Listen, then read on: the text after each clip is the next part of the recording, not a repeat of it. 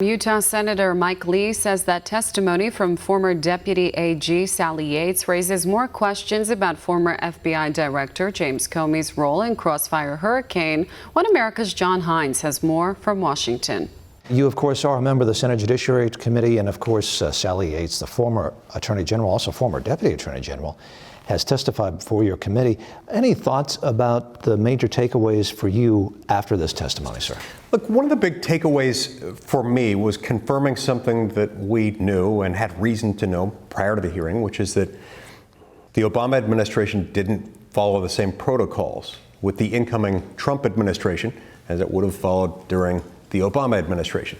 This is troubling. It shows some irregularities, and I think we ought to be concerned anytime our law enforcement entities and our national security gathering teams become involved in something that looks and is political.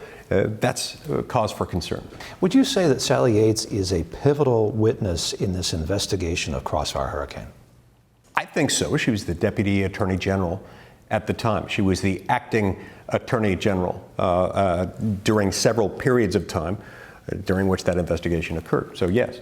Is her testimony today, has her testimony been what you would say material in the investigation going forward? I think it's been significant. It'll be easier to ascertain moving forward whether and to what extent it's material as we look at the transcript as a whole. But it certainly has been significant. Look, the fact that she was not kept apprised of what was going on within the FBI by then FBI Director Jim Comey is itself cause for concern. The fact that an alleged violation of the Logan Act was discussed with President Obama on January 5th, 2017 is really crazy, especially when you consider her responses to Senator Graham's questions about the Logan Act. Do you think it's not wanting to talk about certain things? Do you think it's realistic that she signed off on a FISA warrant, which apparently was faulty based on information that's come to light recently? Do you think there's a reasonable explanation she had for how she signed off on that, and supposedly she didn't know about this information or didn't know the FISA warrant was faulty? Your thoughts, sir? First of all, I think it underscores the need for FISA reform.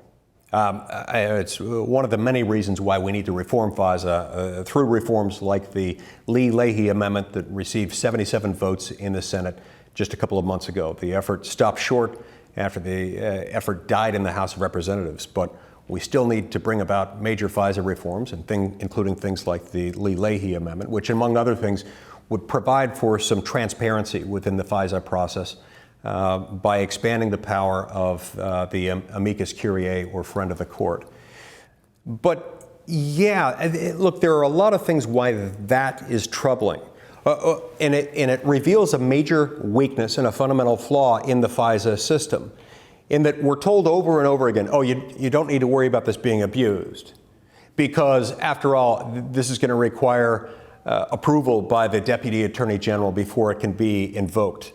What that means is we shouldn't take a whole lot of comfort in the fact that things like this have to be reviewed and approved at a certain high level within the Department of Justice, either by the Deputy Attorney General or otherwise. They don't know and often don't really have immediate access to information that would prove that the information was inaccurate. And that's what happened here. So where would you say this leaves the investigation that your committee is doing at this point, sir? Well, I think we need to talk to a number of other people. I think we need to talk to Jim Comey. And I think he needs to give us an explanation of what went on here. Another interesting thing that came up at the hearing today, I believe it was in connection with questions asked by Texas Senator John Cornyn, related to the July 5th, 2016 press conference that then FBI Director Jim Comey conducted, announcing the outcome of his investigation into Hillary Clinton's emails. That was really strange. That came up in connection with Senator Cornyn's questioning of Sally Yates today, and it raised more questions than it provided answers, in my mind. Why was Jim Comey the guy who was doing this? Jim Comey was not the acting Attorney General. Sally Yates was. And while we understand why Loretta Lynch was perhaps in a difficult spot and had at least a potential conflict of interest because of her meeting with Bill Clinton on the tarmac, it still doesn't explain why this fell upon Jim Comey. Want to see more videos like this? Click on the link below and subscribe to One America News on YouTube, and call your cable provider and kindly demand that One America News is added to your lineup. Call and subscribe today.